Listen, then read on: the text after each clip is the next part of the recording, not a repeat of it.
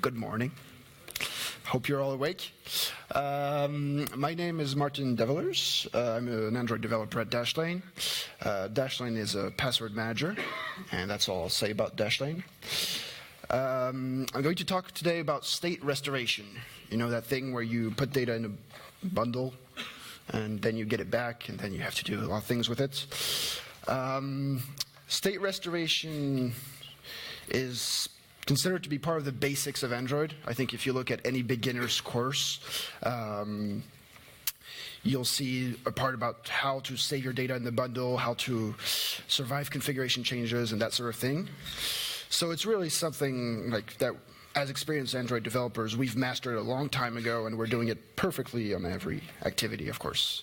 We always handle state restoration just the way it should be handled. Except we don't, because state restoration is annoying. It's a lot of boilerplate code. It doesn't add anything to your logic. It breaks encapsulation a lot of the time. I mean, you have your nicely crafted architecture, you have your model which is isolated, and suddenly, oh yeah, the God level object, the activity, oh, it needs to know about the current state of everything which is going on, essentially, so that you can save it and then restore it later. And that's when you sort of give up. Luckily, I'm here to talk to you about how that has become easier recently. We have new tools, we have the ViewModel, we have coroutines that make it easier to handle dynamic tasks. So everything will be fine after this presentation. You'll be like, oh, I'll save my states every time. Everything will be so easy. No, I'm exaggerating, of course. It's going to be a bit easier than it was before, but as I'll talk about, it's still a painful process. It still requires a lot of work. You have to put some thought into it if you want to do it right. So I'll give you my thoughts on basically how important it really is to your application and whether you should be always doing it. So the way this presentation is going down is first I'll go over the basic idea of state restoration, why we need it, what are the tools that we have, and then I'll go into a sample application and I'll set up some work with some coroutines, and I'll show how we can make that work survive configuration changes and the application being killed in the background using coroutines and the other tools that we have. So this is the activity lifecycle. I'm surprised nobody has made a little song about it. You know, it's something you have to learn by heart whenever you start developing Android. On create, on start, on resume. I'm sure there's something there. It's funny, initially I had the diagram from the documentation of the activity class, which is on the developer website, and there's an arrow that goes from onStop to onCreate, so I thought, that's not right. So even the documentation apparently hasn't been updated in a while because they consider that everyone knows it.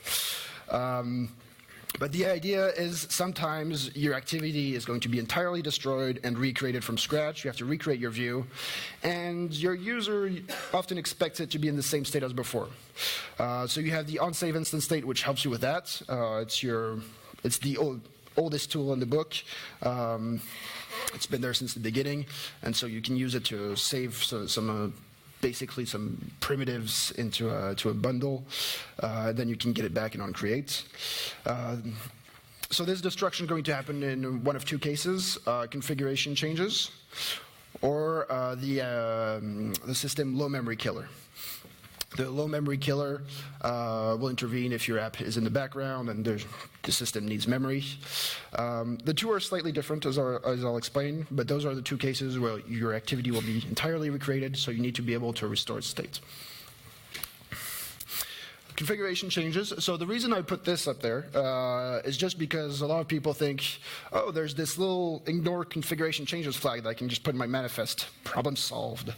Well, there's a lot of configuration changes that can occur. If you've gone by them one by one and you're sure that your activity behaves correctly when you ignore any of these configuration changes, then good for you. I would assume that's not the case, because there's a lot of different ones. So ultimately, you can get some weird behaviors if you choose to ignore the configuration changes. It also shows this list that it can actually happen fairly often. Rotation is obviously the most frequent occurrence, and it can happen accidentally. Your user can just rotate the phone when they're not paying attention. So you do need to survive the configuration changes. But do you need to handle state restoration perfectly? So this is a quote from the documentation. You can interpret it, I think, different ways. Basically, it says, depending on the action a user takes, they either expect that activity state to be cleared or the state to be preserved. In some cases, the system automatically does what is expected by the user. In other cases, the system does the opposite of what the user expects. In short, the way I understand it, you don't always need perfect state restoration. You don't always need to keep everything the way it was while the user last left the activity. I think if the user leaves an activity sometimes and then forgets about the app and comes back to it a week later, maybe they don't really care if it's not in the exact same state. So I'm going to go back on this sort of idea, but I don't think you need to always have a perfect state restoration. You need to sort of think about when it's really important. So how do we handle it? This is also in just a snapshot from the Android documentation. They basically provide three options: ViewModel, saved instance state, persistent storage. Persistent storage is kind of, I think, something to set aside because usually it's not really a state restoration feature. It's just kind of a feature of the app when you store the data locally so that it can be cached. It's not linked to the lifecycle that I just mentioned, where you destroy, then you recreate. So you essentially have the ViewModel and the saved instance state, which is in the bundle. The main difference between the two is, well, the bundle can store only certain specific types of data, which have to be serialized. You have to implement parsable if you want to store objects, or you can serialize them, which has performance limitations. ViewModel, on the other hand, ViewModel can keep references to anything, so it's great. The limitation is that it will only survive configuration changes. It won't survive the low memory killer of your app, of your device. So we have to balance the two, and ultimately, if you want your state restoration to be complete, if you want to handle all the cases, then you have to use the two at once, and that's where things are going to get a little tricky, because if you want to do it right, you have two sources of truth, essentially, from which you have to restore the state. The ViewModel, so just a quick reminder, I'm sure you're all familiar with it by now because it's been around for a while. The difference between the ViewModel and the activity is the lifecycle. The ViewModel will live throughout configuration changes until the activity is destroyed either permanently or by the low memory killer. So this allows you to keep the ViewModel across configuration changes, and that way the activity can bind to the states inside the ViewModel to restore the view. All right, so this is when I start showing you a quick example. So the example is going to use the Wikipedia API. What the application does is pretty simple. It just randomly downloads an article because they have an API to download a random article. And then we'll see if we take it further. So I'm just going to show you quickly the model. So it's a parsable object with which is a Wikipedia article. So this is what we download randomly. I have an abstraction for the view, which is right here. So it's basically just you just set the state on it, which is either empty or progress or article download, that sort of thing. So you just set the state, and it updates the view. And then you can set listeners to wait for it. So we're not going to look at all these implementations. Then there's just a Wikipedia objects. So we're not going to look at the implementation either. Just know that the whole thing is implemented with Coroutines, so you can download a random article, get the image for it, and then that sort of thing. You just call the suspend function, assume cancellation is handled properly, and that kind of thing within the object. And now we're going to start with our activity, and we want to, well, first of all, we're just going to implement with Coroutines the simple task of downloading a random article and displaying it. So we add the click listener on our view. The first thing we need in order to start the coroutine is a scope. So I don't know how familiar everyone is with coroutines. I'm going to do a few reminders, but I hope you're at least a little bit familiar because I won't be going over all the basics again. But essentially, the easiest thing is to just have the activity implement the coroutine scope by using a main scope. And then you have to cancel that scope when the activity is destroyed. So we have this extension method on the scope, which allows us to cancel it. This is a very neat feature of coroutines because the lifecycle is managed throughout the scope itself. So you just, once you've implemented that in the activity, all the coroutines you launch anywhere will be bound to the activity's lifecycle, and you don't have to do any more work to do any cancellation, to remove listeners, or that sort of thing that we had to do before. So it's very convenient. So we're just going to start by launching the coroutine when the user clicks on the button to download the page.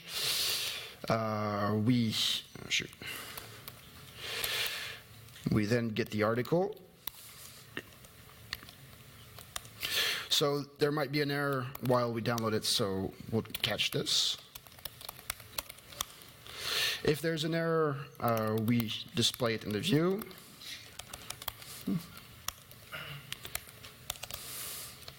So we display the progress, and we interrupt, of course. And if it was downloaded successfully, we display it. We also want to, once we start the download,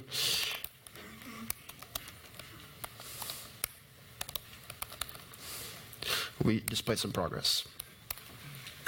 So I'm going to launch this real quick, and this should work fine. And once we click on the button, it'll launch a coroutine to download the article. So there's, let me just put that aside. And this should be a bit small, I think. There's a little bit of a delay that I added so that we can have some progress and handle some cases. And we have something about a village in Poland. Nice. There's a flaw with this. If I click many times on the download random page, so the emulator might also stall. Right now I'm just launching a bunch of coroutines. This is not very nice. So right now I'm still working on the coroutine implementation. I haven't tackled the states, but just to get it right, I'm going to show you a neat way to solve this is to just use an actor, actually. And what you do, so right now it doesn't take anything as inputs, is that whenever the user clicks on it, you're actually going to just send something to that, when the user clicks on the button, sorry, you're just going to send a new command to the actor,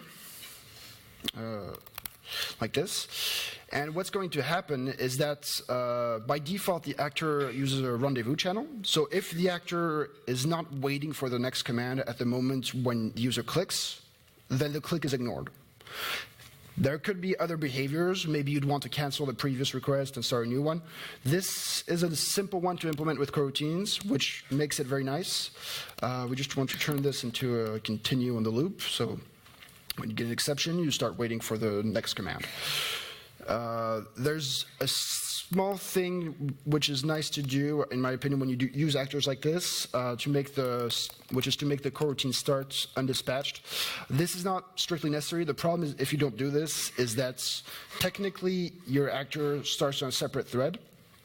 Oh wait, no, it actually starts on the UI thread, but technically you're not guaranteed that the actor will have reached the point where it is waiting before the user clicks, which is kind of weird. Like if you load an empty page and then the first click doesn't work, it's not a great experience for the user.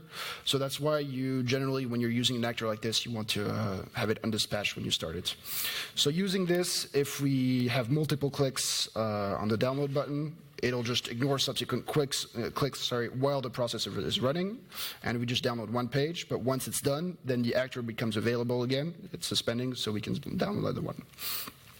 So just to finish our coroutine implementation, we're going to implement the clear function. So what's the simplest way to do that? Well, we're actually going to create another command for the actor. So now we have two commands. We have the one to download an item, and we have the one to clear. So now that the actor receives this command, it's going to switch on the type of command. Sorry. Thought I was using Java for a while.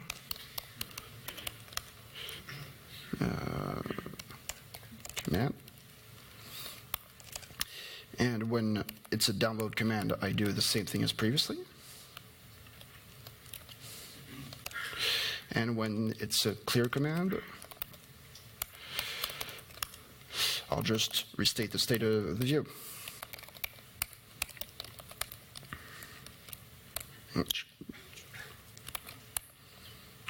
I just need to add a little label to the loop for that to work. And now I send the correct command.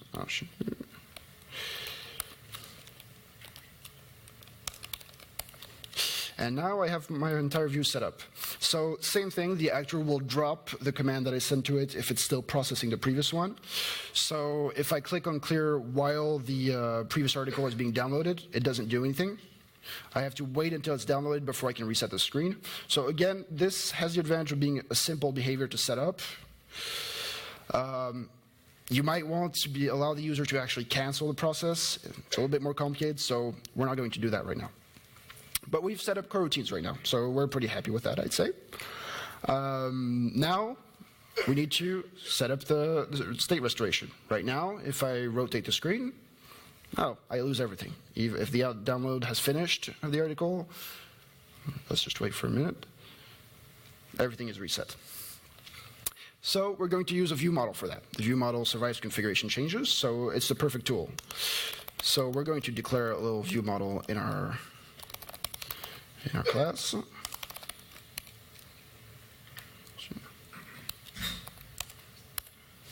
Nope.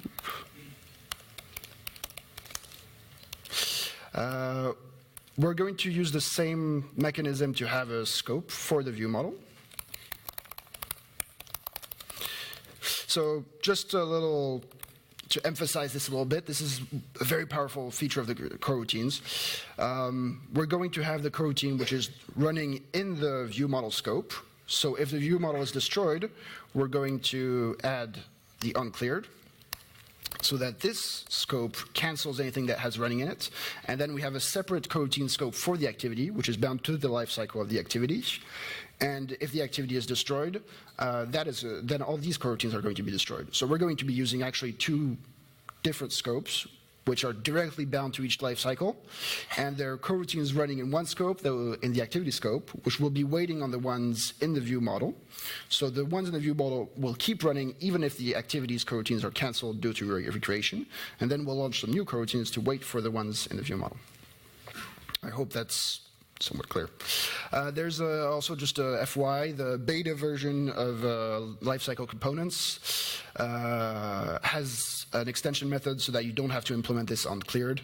You can just use, I think it's called the ViewModel scope extension property. So right now I'm using the stable version, which is why I don't have this. But you'll be able to do that once it's stable. So what do we want to do with this ViewModel? Like I said, we want to have the coroutine which downloads the article. We want to have that bound to the ViewModel's lifecycle. So the way we're going to do that is by keeping a reference to this coroutine's result using a deferred. This is the coroutine tool to keep references to an ongoing task and to obtain its result later. So we're going to have a deferred article here.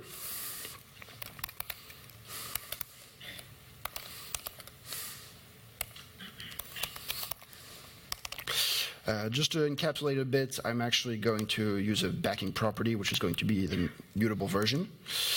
And when we want to download a new article, I'm going to create a function which is going to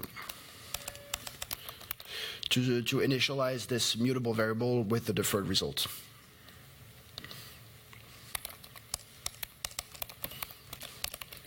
So what does this do? This just simply calls async. So async is called on the ViewModel scope. This is what I was saying about how this coroutine is tied to the scope of the lifecycle. And it just does what we were doing earlier, which is to get the article itself. But we want to keep a reference to it. So we just do it like this. So there's no issues with concurrency, at least I'm not managing any concurrent access here, because I assume that this getRandom article is always going to be called from the main thread, because it's going to be called by the activity itself. So what we're going to be doing in the activity, when we want to download the article, first we have to get the ViewModel itself.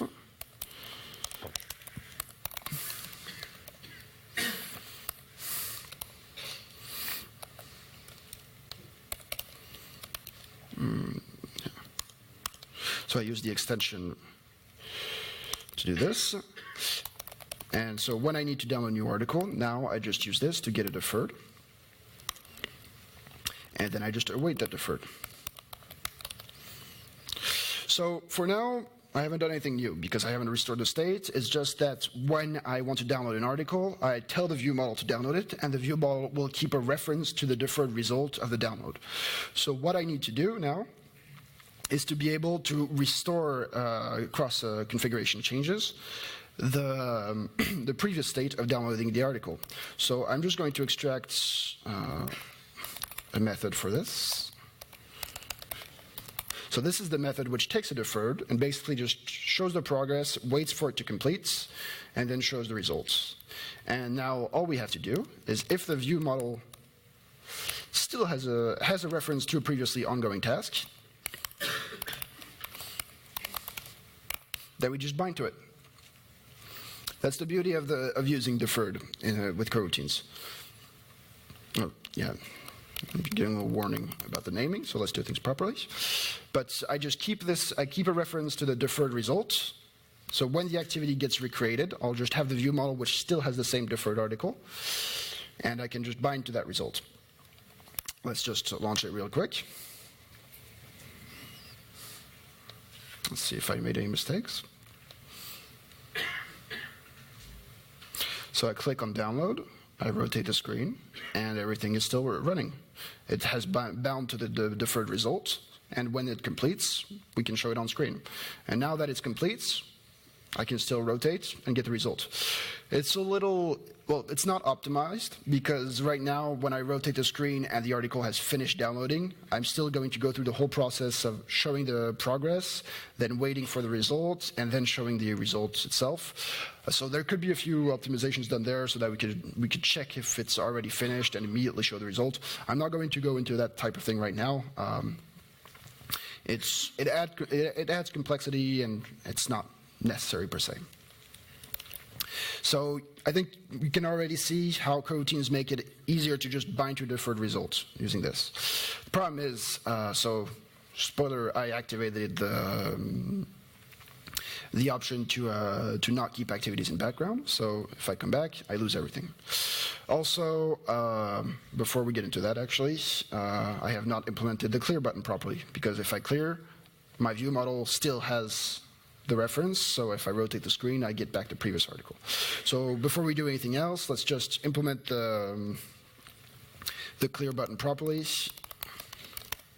So when we clear, we need to make sure that we also clear it from the ViewModel.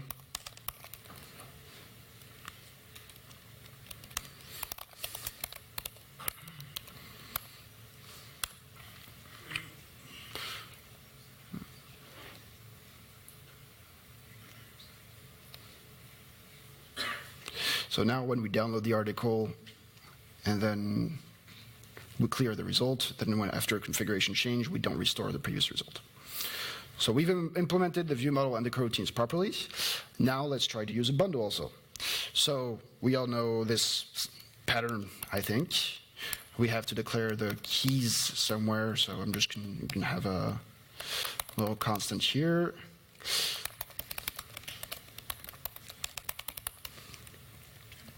I'm going to save the instance state.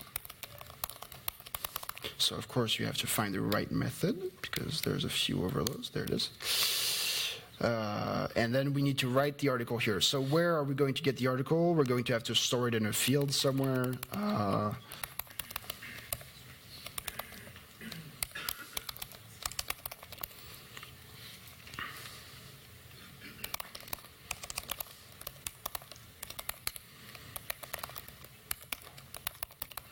All right, So now we're saving it. We just have to figure out when we store this, when we store the downloaded article into this field, and we have to restore it. So saving into the field, there's a couple of ways we can do it. We're just going to go for a simple option again. So we're just going to, when we display the downloaded article, we're going to show it here. Now, the issue we have is when we're recreating the activity, we have two sources of truth. So which one do we trust? Well, right now, we update the bundle whenever we download the results. So it seems that we can trust that if we have the bundle, if we have an article in the bundle, sorry, it's something we want to use. So what I'm going to do is, if I find that in the bundle there is an article, I will just display it.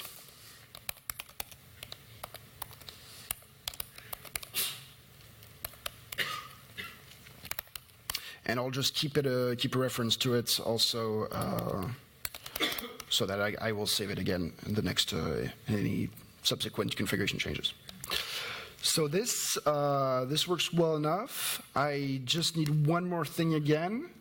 This is where you should start to see things can get a bit tricky quickly. We have a simple scenario where we just want to be able to clear the result and start a new task.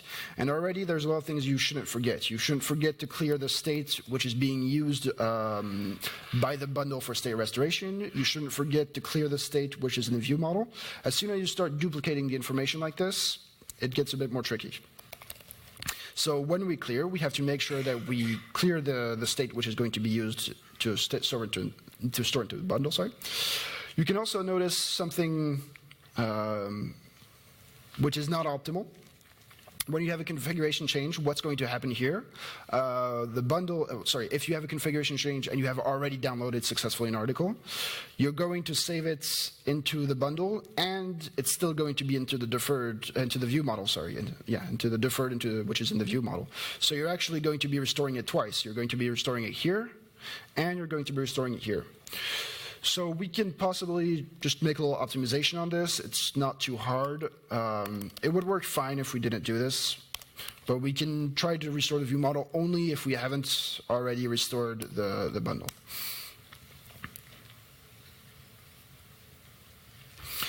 So just using the simple case, we've already had to think about quite a few edge cases to make sure that it all works correctly.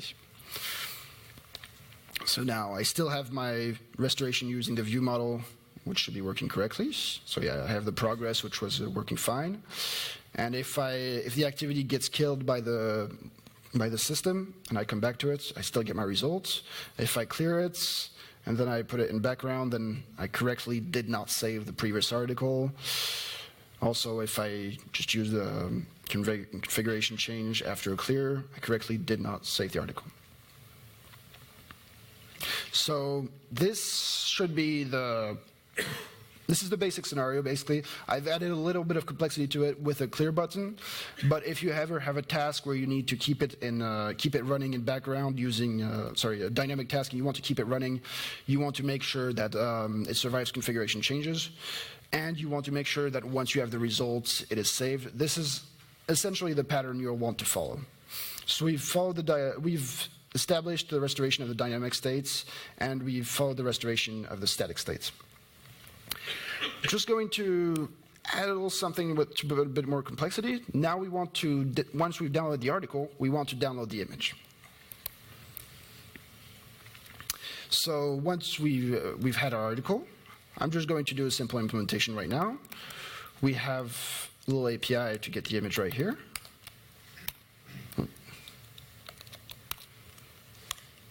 So same thing, we don't know if we're going to get an error, so we catch it.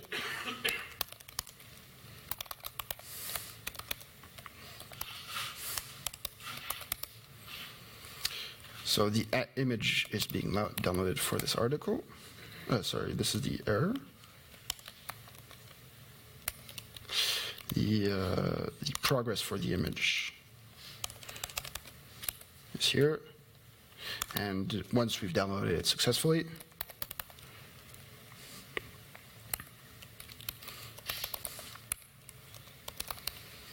We can show it here. What's the problem? Oh shit, I think I changed. Was this? What's wrong with this? Oh, I forgot to put a return. There it is. So now, once we finish downloading, we can just chain up a new task in the coroutine, which is to download the next article. Download the image for the article. We download the contents, and then we display it right here. But we have no state restoration for this. Right now, it's not even being relaunched when we do this, when we do a configuration change, so we have nothing. This is where things start to get more tricky. What are the states that our application can be in and that we need to restore? We have an idle state for starters, which we can actually return to if the user clicks on the clear button. We have the state where we are currently in the process of downloading the article, so we want to show progress. Once the article is downloaded, then we start downloading the image, then we have to display the image results. So we have to be able to save any of these states correctly and restore it correctly. It gets complex. You might have noticed, actually, we did not restore the downloading article states completely before, because if your app was killed by the low memory killer before the article result had finished, then we didn't start downloading again when we returned to it. That didn't seem like a big issue right now because we're just downloading some random article, but if we were downloading something else, it might be more important. So I'm not going to implement it fully because it actually gets a bit more complicated. I hope that's not too disappointing for everyone. But the idea is you have to have these two deferred results. You have to have these two bundles in which you save the states. So I hope what you can take away from this is that restoring the state properly, if you want to restore every single case, it's complex. There's a lot to handle. Was there anything else?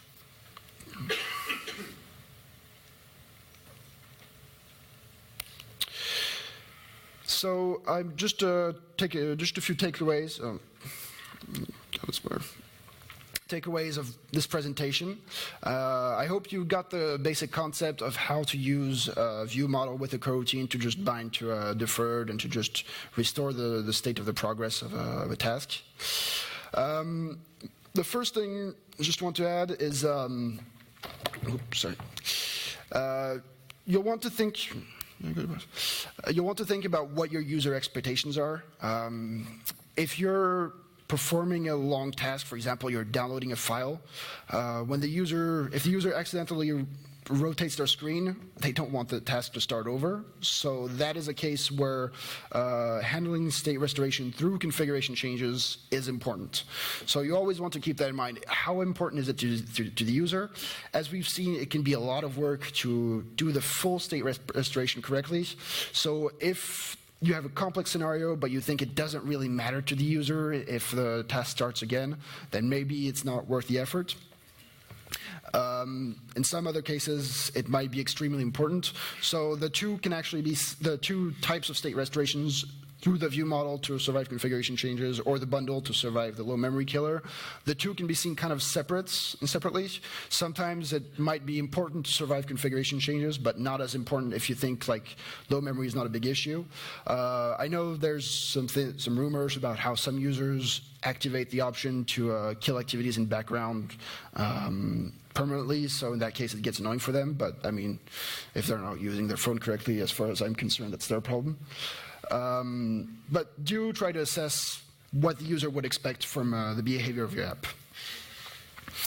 As I said, there's a few enhancements coming up. So the AndroidX.Lifecycle, it's going to have, like I said, an extension on the for the ViewModel scope, which is just nice. But more importantly, you're going to have the ViewModel states so that you don't have to manage it separately into a bundle. It's not going to radically make everything simple, but it will make it a bit easier because you don't have to handle everything at the activity level like I just did. Basically you'll have in the ViewModel a handle towards the saved states into which you can just put the result once you obtain it from your task. So it's a nice little thing that is coming. I look forward to it.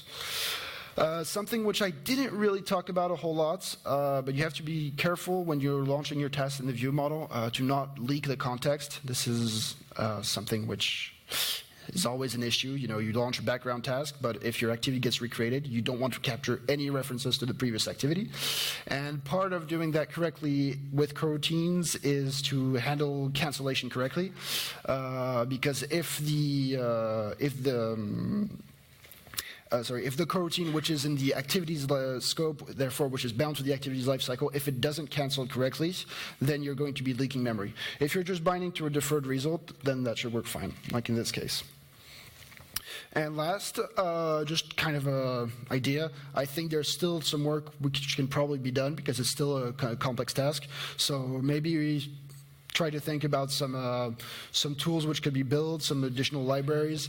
I tried to look at this myself, try to build a comprehensive tool to essentially launch tasks and have them survive any configuration change. It kind of turned into a monster, I'm not going to lie. Basically, you ended up just passing bundles in and getting bundles out constantly, and then you had to chain the bundles if you had tasks depending on each other. So I felt like I was kind of recreating probably a poor work manager for configuration changes. So that's why you haven't seen anything like this. But I think there's definitely some work which can be done to make this task simpler for us. And that's all. I hope you learned something. Thank you all for your attention.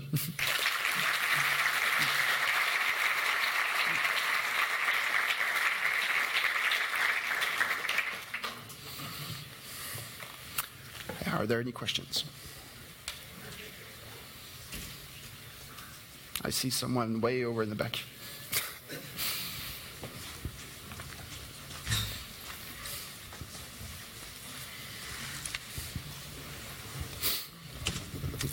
Thank you. Thank you for the talk. So I understood that for demonstration purposes you did everything in activity. So, but in general, how going to test it? To test the state restoration itself, honestly, that's not something right now that we're doing a whole lot. We'll test the model itself, which loads everything. You know, so we figured out how to. How to test the coroutine running for the model. And generally, the way it works is that the ViewModel itself is just like an empty container which has a reference to the model and launches the task and keeps a reference to it. I think we did do a few tests. It depends which layer would you test, the whole binding to the view, or just keeping the reference, the clear? Because you can test the view model independently. That's fairly simple. You can test its behavior. But if you want to do a full-on test, I think you just have to do a UI test for it to be kind of relevant, because trying to isolate the whole state restoration mechanism from the Android framework, it seems that it wouldn't really make sense to have the two separately. So yeah, you would just have to do a full-on espresso test where you trigger a configuration change, I think. Are there any other questions?